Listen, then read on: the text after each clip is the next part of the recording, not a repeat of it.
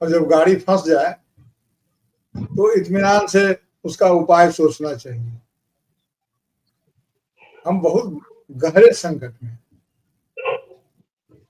देखिए, याद कीजिए, जब भारत का गठन हुआ, आजादी हमें मिली थी, वह ठीक ठीक द्वितीय विश्व युद्ध की समाप्ति के तुरंत बाद की घटना है। और दुनिया दो खेमे में तो बंटी गई थी। और आज जो रसिया है और तब जो रसिया है, उस शीत युद्ध में भी रसिया ने अपने को सोशल डेमोक्रेट कहा। ये डेमोक्रेसी शब्द बहुत इंपॉर्टेंट है। और भारत ने जिस ढंग से डेमोक्रेसी को परिभाषित किया, बाबा साहब अम्बेडकर और नेहरू जी और तमाम देश के जो नेतागण थे, उनकी उपस्थिति में, वह दुनिया में एक बेमिसाल डेमोक्रेसी की बात थी। आप उसके प्रस्तावना प्रियम्बल में देख लें या कहीं और भी जाकर के देख लें, पूरा संविधान हमारा इस बात का आश्वासन देता है कि हम मनुष्यता के साथ खड़े हैं। खलीफा, आप अगर हिंदू हृदय सम्राट बनेंगे तो कोई खलीफा क्यों नहीं बनेगा? आप अगर यह कहेंगे कि नहीं, हम हिंदू हित के लिए लड़ रहे हैं, जिस हिंदू हित के खिलाफ हिंदू समाज के फोल्ड में रहने वाला बहुत सारा आदमी लड़ रहा है, आप अगर मनुस्मृति को संविधान का दर्जा देने की बात कहेंगे, बाइबल को नहीं दिया गया है दर्जा, उसके मूल्यों को जरूर समाहित किया गया है। हमारे संविधान में भी जब धर्म संस्थापना की जगह धर्म चक्र प्रवर्तनाय की स्थापना की गई, तो ऐसा नहीं कि वो स्वभावश हो गया, जैसे ये लोग चर्चा करते हैं, तुक मिलाते हैं, धैर्य, संयम, शक्ति, शौर्य, अनुप्रास नहीं मिलाया गया था। संविधान सभा में इस पर डिबेट हुई थी और जानने वालों ने आश्चर्य किया था कि बौद्ध धर्म इतना अल्पसंख्यक है। अभी पहले बौद्ध मुख्य न्यायाधीश हमारे हुए हैं गवई साहब। इतने कम संख्या के लोग हैं, लेकिन बौद्ध धर्म का मूल्य संविधान में इस ढंग से समाहित कर लिया गया, प्रत्यक्ष भी और प्रच्छन्न भी। तो एक बड़ी चेतना थी। भारत के पास ताकत क्या थी? भारत के पास जो ताकत थी वो उसकी डेमोक्रेसी में थी और सेकुलर लिबरल डेमोक्रेसी में थी। इसके लचीलेपन में इसकी ताकत थी। हमने इस ताकत का जब क्षरण किया, देखिए, भारत में लोकतंत्र का सिर्फ शासन का संकट नहीं है, इसको साइक्लिक प्रॉब्लम नहीं है, स्ट्रक्चरल प्रॉब्लम। इस समय 11 साल में जो हुआ, ये शासन का संकट नहीं, ये लोकतंत्र का संकट है, ये संविधान का संकट है। मैं एक उदाहरण देता हूं। अभी जब संसद बुलाने की बात बार बार हो रही है, तो उसका मतलब ये नहीं है कि कुछ सांसद सिर्फ एक जगह जमा हो जाएंगे। उसका मतलब यह है कि आप लोकतंत्र को वाइब्रेंट करेंगे, उसको और ताकतवर बनाएंगे। 1992 में जब उदार लोकतंत्र की स्थापना हुई, उसी समय से ये बात हो गई। जाहिर है कि जो जानने वाले हैं उनको पीयर टिंगटन की याद जरूर होगी, जो क्लैशेस ऑफ सिविलाइजेशन की बात करते थे, न्यू वर्ल्ड ऑर्डर की बात करते थे। उन्होंने बात की सैद्धांतिक रूप से। हमारे यहाँ अतुल कोहली वगैरह ने भी अपने तरीके से बात की। तो इनके शासन में ये जो शासन का संकट है, ये जो विजिलेंटिज्म है, आपराधिक नजरदारी का सिलसिला शुरू हुआ, तो ये आपराधिक नजरदारी की आप हर जगह पर नजर रखे हुए हैं और इनको टेक्निकल सपोर्ट मिल गया। आप जानते हैं कि the age of surveillance and जैसी किताबें लिखी जा चुकी है और बुद्धि से हमारा बहुत संपर्क काट दिया गया, भावनाओं से हमें जोड़ दिया गया। हम सिर्फ पुराण और महाभारत पर करके आज की विश्व व्यवस्था को नहीं समझ सकते। तो हुआ ये कि हमने लोकतंत्र की शक्ति को अपने यहाँ कमजोर कर दिया, जो हमारी सबसे बड़ी शक्ति थी।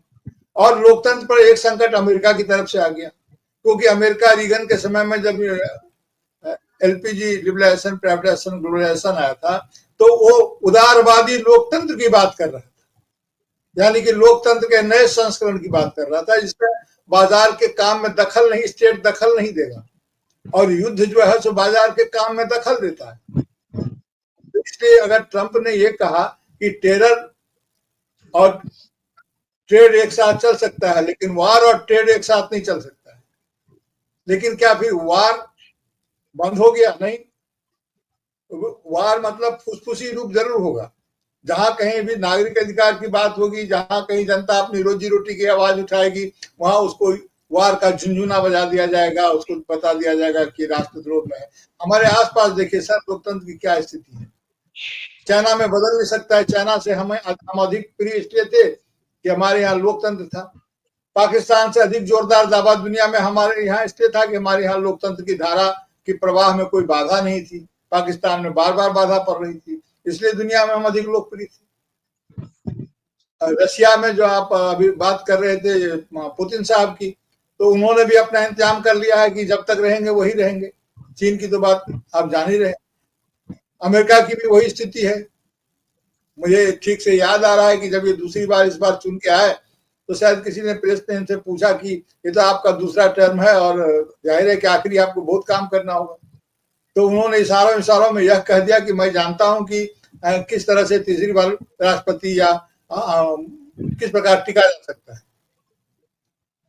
तो वो जो मागा लेकर के आए हैं, अब ऐसा कैसे हो सकता है कि उनका मागा भी चले और हमारा राष्ट्र प्रथम भी चले?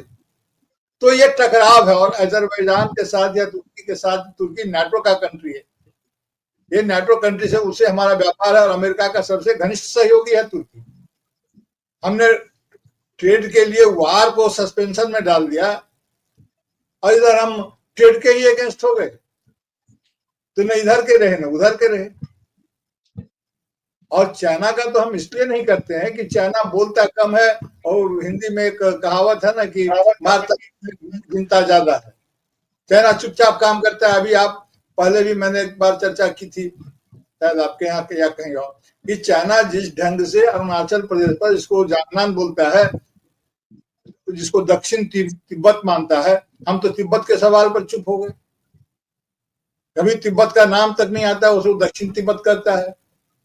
चाइना इस समय में दक्षिण तिब्बत करके तिब्बत को भी, अरुणाचल प्रदेश पर भी उसकी नजर गड़ी हुई है। और तीस्ता से जब संपर्क हो, उनका क्या बोलते हैं, एग्रीमेंट, ट्रीटी हो गया है यूनुस साहब से, तो उन्होंने सेवन सिस्टर का इशारा कर दिया है कि इधर लैंड लॉक है, इधर से व्यापार सुविधा होगा।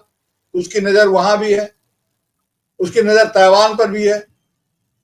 और दक्षिण एशिया में या भारत जैसी देश के रहते हुए इसका इस्तेमाल किया जा सकता था चाइना की बढ़त के खिलाफ। इस देश को इतना कमजोर कर दो। और समर्थ के नहीं दोष गोसाएं, जैसा अचल सर कह रहे थे, यह तो लागू है। अमेरिका भी इस सूत्र का इस्तेमाल करता है। तो कुल मिलाकर के हमारी गाड़ी घिर गई है। और इसकी दवा है कि हम अपने डेमोक्रेसी को कितना वाइब्रेंट बनाते हैं, कितना लचीला बनाते हैं, कितना समायोजी बनाते हैं, कितना समावेशी बनाते हैं। लेकिन इनके रहते नहीं होगा असल खतरा। अभी हिंदू मुसलमान करने की बात तो इन्होंने कई बार इस तरह की बात मेरे मन में भी आई, और फिर मैंने कहीं सुना भी कि ट्रंप को जो सलाह जिन लोगों ने दिया, 1000 साल के टकराव की इतिहास बताया, वो हिंदू पाकिस्तान के टकराव, भारत पाकिस्तान के टकराव की बात नहीं कर रहे थे। वो हिंदू मुसलमान के बीच के टकरावों की बात कह रहे थे जो हजारों साल से चल रहा है। तो उधर उनका इशारा था, जिसे आज की शब्दावली में भारत पाकिस्तान के संदर्भ में समझ करके हमने उनके ज्ञान की खिल्ली उड़ाई। लेकिन वो भी चाह रहे हैं कि हिंदू मुसलमान का टकराव हो जाए। इतनी बड़ी संख्या में हमारी आबादी है और हम लगातार कोशिश कर रहे हैं। इस कठिन घड़ी में भी हम हिमांशी नरवाल जैसे लोगों को इस ढंग से अपमानित करते हैं। Colonel Sofiya Qureshi, wing commander Bhumika Singh के साथ हमारा हुआ व्यवहार दर्शाता है। हमारे एक मुख्यमंत्री बोलते हैं कि भारत की पूरी सेना प्रधानमंत्री के, मोदी जी के चरणों में समर्पित है। ये कौन सी बातें हो रही है? अगर हम अपने लोकतंत्र की शक्ति को खो देंगे तो यकीन मानिए राफाल और वो क्या जो बोलते हैं, जो कोड से हम इस लड़ाई को नहीं जीत सकते हैं। हमारे पास जो सबसे बड़ी ताकत है वो हमारी डेमोग्राफी है, और डेमोग्राफी में एक निश्चल डेमोक्रेसी है, और यही सामाजिक न्याय की लड़ाई है। यही बात है सर।